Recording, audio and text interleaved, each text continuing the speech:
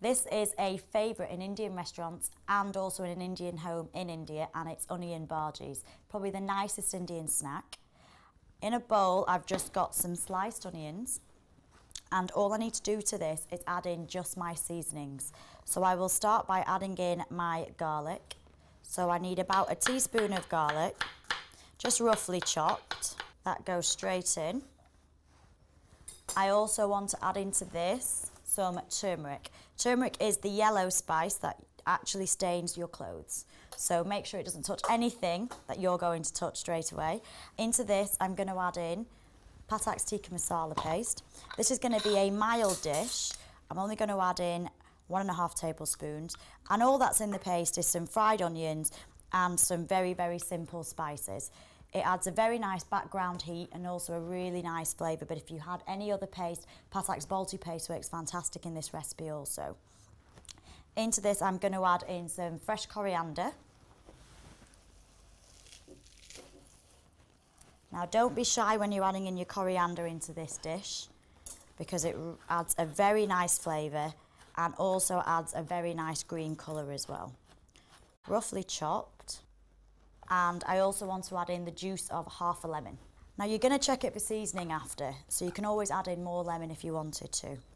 And then also I want to season it, so add in some salt.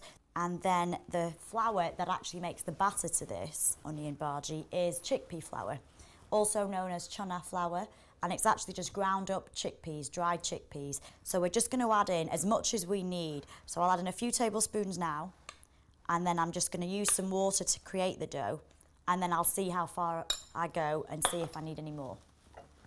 A little bit of water to start with. Because I've already added the salt, it actually does start releasing a lot of moisture. So if you scrunch it with your hands, it's best to do this with your hands. If you use a spoon, you'll be there forever. Give it a good mix, and I can see that I'm going to need some more flour. So just add in a tablespoon at a time until you think you've added enough.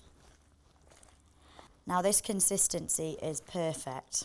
It holds together well, but it isn't actually so thick that you can't actually lift it up.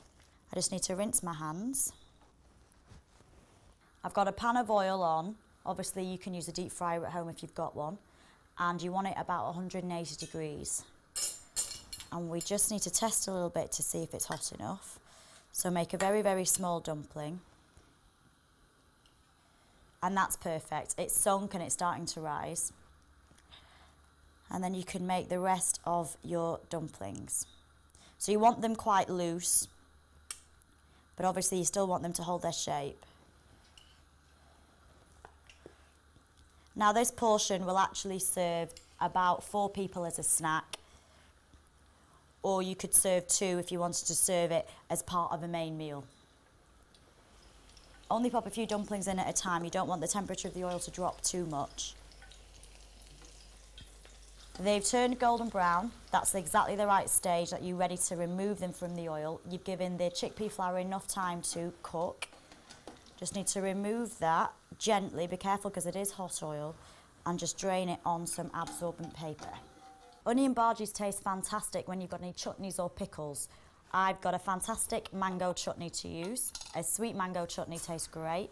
If you've got a major grey mango chutney, it's got a lot more ginger in there, but that tastes fantastic as well. And also, as with everything with Indian food, if you serve a raita, in case people find your bhajis a little bit too spicy because you did put some paste in there, then serve it with a fantastic Patak's raita. Pop a few bhajis on the plate next to it.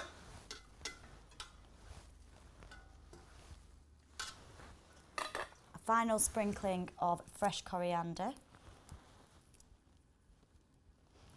There's onion bhajis.